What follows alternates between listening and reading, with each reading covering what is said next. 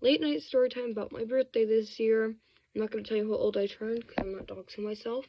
So I'm going to say it was my 56th birthday. So my birthday is April 17th, right? Guess who was performing in my hometown the day after my birthday? Hatsune Miku, one of my favorite artists of all time. And the tickets to go to a concert were $400 Canadian for 2 people. That's crazy expensive. That's after tax. And I decided I'm gonna go. So I contacted my dad because he lives right next to where the concert's happening. I texted him about it, and I was like, "Hey, Dad, there's a concert right after my birthday, like on my birthday that I'm celebrating with you. Can we go?" And he was like, "The tickets are super expensive." I'm like, "I'll buy mine, you can buy yours." And he's like, "Oh, sure, why not?" This was like in December. It was during Christmas, I think, or was it in November? It must have been in November, because school was still happening. I was at school and I found it out, and I called my dad after school and planned it, and I talked to him every single day about it. I started working on a cosplay. I worked on a Hatsune Miku cosplay for it. I was really proud of myself. I was going to have a great time. I was going to make so many posts about it. I had everything planned out. I saved up the money I needed to buy my own ticket. And then it rolls around. I take the boat to go see my dad. And I have my cosplay set up in my room, and I'm ready to go and see the concert. And my sisters aren't there because it's my birthday and I'm about to celebrate on my own with my dad. Once I get there, I ask my dad, "Hey, when are we leaving for the concert?" "What concert?" "Dad, we've been talking about this concert every single day." And he's like, "Oh yeah, we're not going to that." And I'm like, "Excuse me?" And then he says, "Yeah, no, I've decided that I'm gonna make my favorite cake, my favorite dinner, and we're gonna watch my favorite movie on your birthday." What? Yeah, we're gonna do things I want to do, because it's my house. What the fuck are you talking about?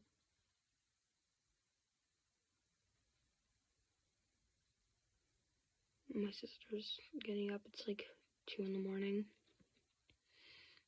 Yeah, no, we're gonna do things I want to do. I sat there in shock for like 10 minutes. My dad, he's a drunk. He is a cannabis addict. He's high risk for lung cancer. He has bipolar disorder and ADHD and stuff. He's not doing well. But that does not excuse this behavior happening twice in the same year. He keeps slacking on a lot of things. It was Pride Month in my city, and I wanted to go, but I was scheduled to go to his house when the Pride Parade was happening. And I was gonna go to a drag thing, and I didn't get to. I didn't get to go with all my friends, who aren't my friends anymore, for my birthday. That's another story. He said, "Oh, I'll make it up to you. We'll go to Pride where I live because it's so much better." I'm like, "Yeah, no, I believe you. This city has so much more than my suburbia. It's gonna be a lot better." So Pride Month, where he lives, rolls around.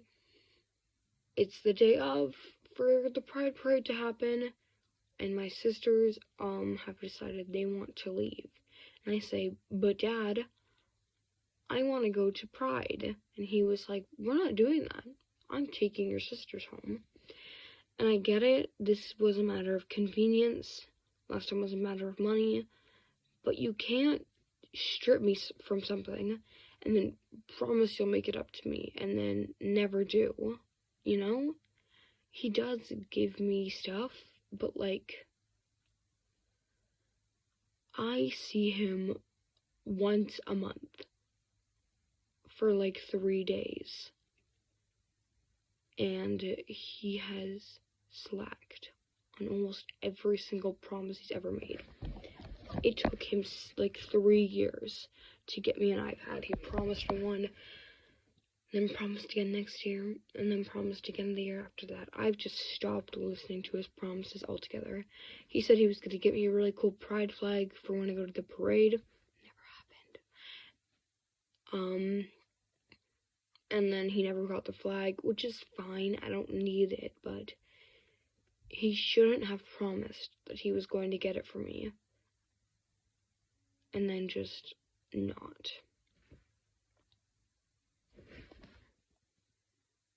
It's really disappointing. You know, my parents, when they first got divorced, my dad, I didn't see him for like a year, and I thought he was dead, and it was a super confusing time.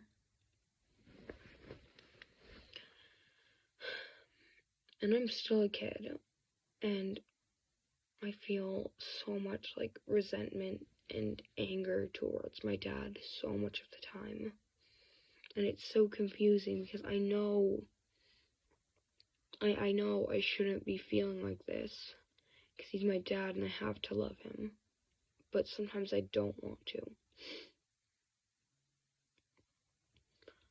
to. Sometimes I hate him. It's a really confusing thing to feel because he's been really nice to me my entire life. But he's also been really mean, and he has thrown things at me before. And it's a really weird thing to go through as a teenager. To know your dad is like a deadbeat and he sucks. And I'm still forced to love him, no matter what. I don't know.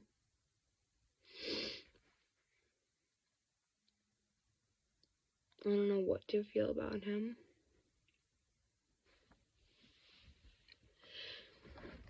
We've always had a complicated relationship when I was younger and when I was growing up.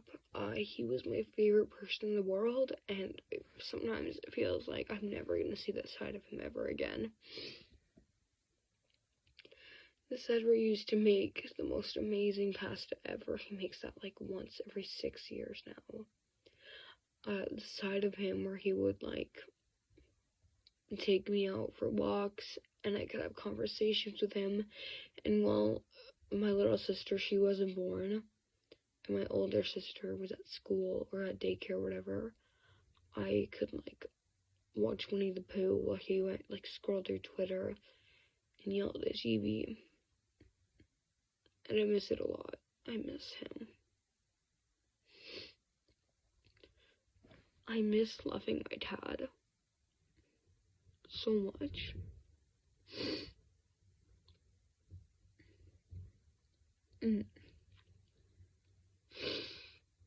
I have a bunch of pictures in my phone of my dad and I, like 10 years ago, and I miss it. Like a lot.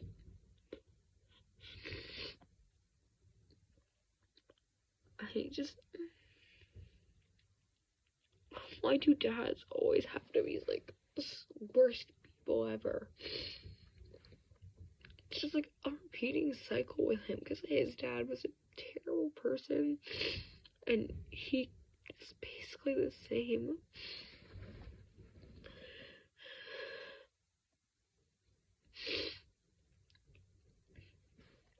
I know I could never live a life without him, but I basically am right now. And I have been so much worse not seeing him. Even though I don't even like him.